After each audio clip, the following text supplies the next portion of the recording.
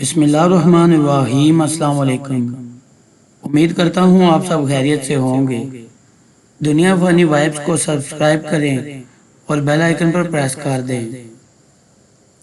آج کی ہماری کہانی ہے مجبوریاں، اور یہ قسط نمبر 1 ہے۔ ٹھنڈی ہوا اور ہلکی دھوپ کے ساتھ ایک حسین صبح وہ بستر سے اٹھا اور کھڑکی کے قریب کھڑا ہوا۔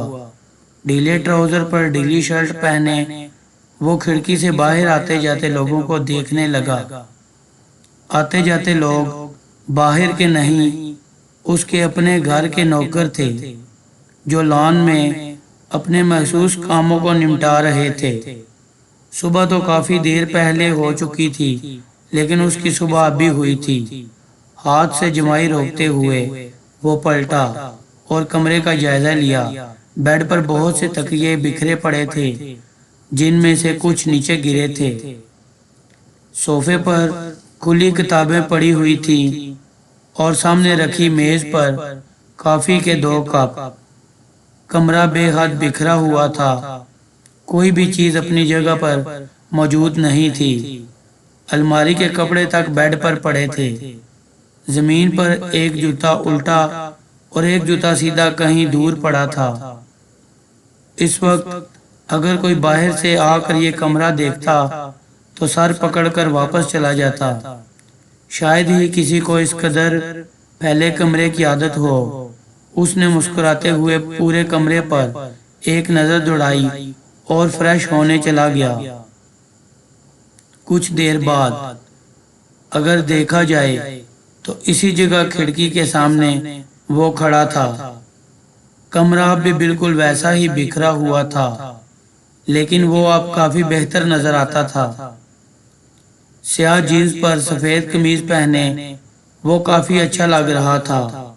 ہاتھ سے بالوں کو سیٹ کیا اور صوفے کے کنارے پر جوتے پہننے کے لیے بیٹھ گیا۔ آج کا دن کافی اچھا گزرنے والا ہے، یہ سوچ کر وہ ایک بار پھر مسکرایا اور کھڑکی سے باہر دیکھنے لگا۔ کچھ کام ہی تو تھے جو کیا کرتا تھا، ان میں سے ایک اچھی امید رکھنا اور ہر وقت مسکراتے رہنا۔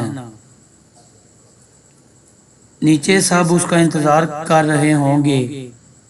ایک اور اچھی امید لگاتے ہوئے وہ آئینے کی جانب بڑھا۔ اپنے آپ کو دیوار میں لگے بڑے آئینے میں دیکھا اور مسکراتا ہوا سیڑھیاں اترنے لگا۔ بڑی ٹیبل پر سب بیٹھے نظر آئے، یقیناً سب اسی کا انتظار کر رہے تھے۔ اس کے چہرے پر ابھی بھی مسکراہٹ تھی۔ کلائی پر گھڑی باندھتے ہوئے وہ کرسی کھینچ کر بیٹھا اور ایک ایک کر کے سب پر نظریں دوڑائی۔ کیا بات ہے بھائی، ناشتہ نہیں ہوگا کیا آج؟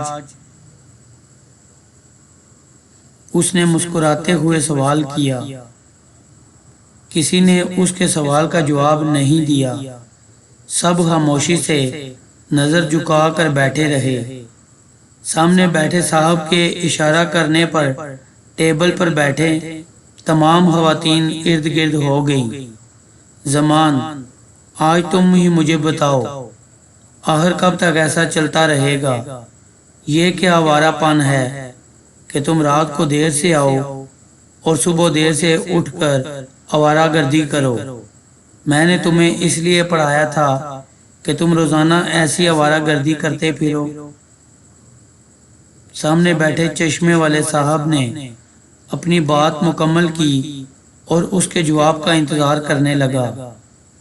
اس نے کوئی جواب نہیں دیا، وہ جواب دینا بھی نہیں چاہتا تھا۔ روزانہ یہی سوال، اب وہ اس کا کیا جواب دے؟ ٹیبل پر شاندار ناشتہ اس کے لیے لگا دیا گیا۔ اب وہ ناشتہ کر رہا تھا۔ چشمے والے صاحب اس وقت تک اسے دیکھتے رہے جب تک اسے ناشتہ مکمل نہیں کیا۔ ناشتہ ختم ہونے پر وہ ٹیبل سے اٹھنے لگا تو چشمے والے صاحب نے ہاتھ کے اشارے سے بیٹھنے کا کہا۔ وہ بیٹھ گیا۔ پھر سے وہی سب کچھ سننا تھا جو روزانہ صبح ناشتے کے وقت سنا کرتا تھا۔ لیکن آج اس نے کچھ اور ہی سنا ہوگا۔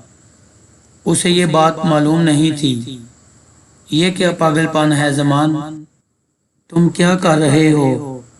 تم نے سوچا بھی ہے کہ کیا کرو گے تم آگے؟ تم یہ سمجھتے ہو کہ تمہارا باپ تمہیں کما کر دے رہا ہے اور تم کھا رہے ہو، پی رہے ہو۔ تم اس گھر کے اکلوتے بیٹے ہو۔ ڈالر میں کتنے مسئلے چل رہے ہیں، تم یہ بات اچھے طریقے سے جانتے ہو۔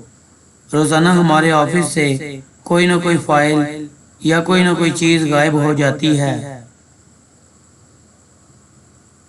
اور ہمیں پتہ ہی نہیں چلتا کہ آخر یہ کون کر رہا ہے۔